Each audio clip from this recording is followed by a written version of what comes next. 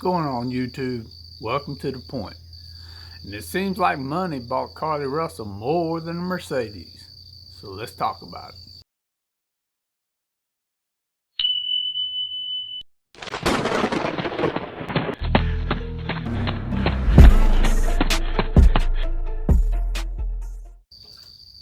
You know, first off, every 40 seconds, a child goes missing in the U.S.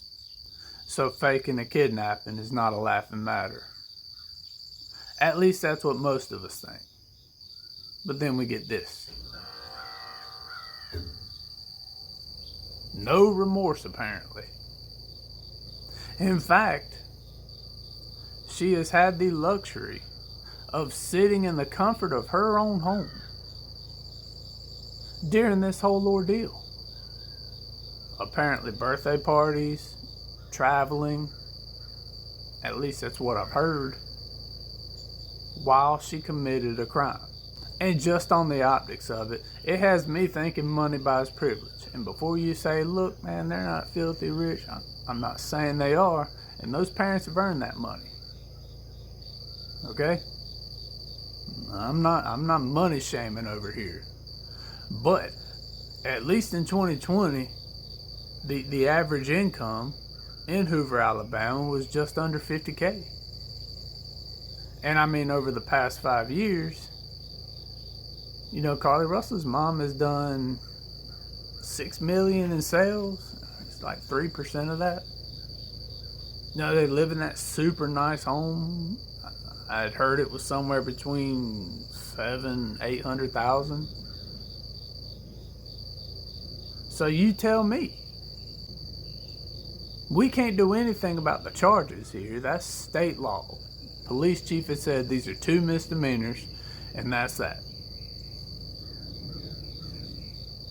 So it's up to the citizens of Alabama to write their legislator and change those laws, or the current legislation just say, hey, well, we're going to adjust this. But here you know, this situation in Florida with that young girl who apparently had a, you know, online challenge to fake a kidnapping. You know, she gets hauled off in handcuffs.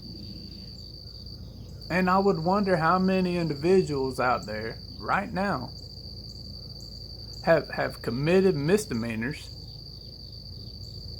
and been immediately cuffed for it, booked, and held in detention. Or how many have committed misdemeanors and had the luxury of strolling in and strolling out. I would be inclined to say more people have been handcuffed than had the luxury to stroll in and stroll out. You know, you would expect some type of remorse here, like legitimate remorse. You know, for what has happened and the mockery you have made to a situation that has affected so many people in this country and worldwide. But on your mugshot,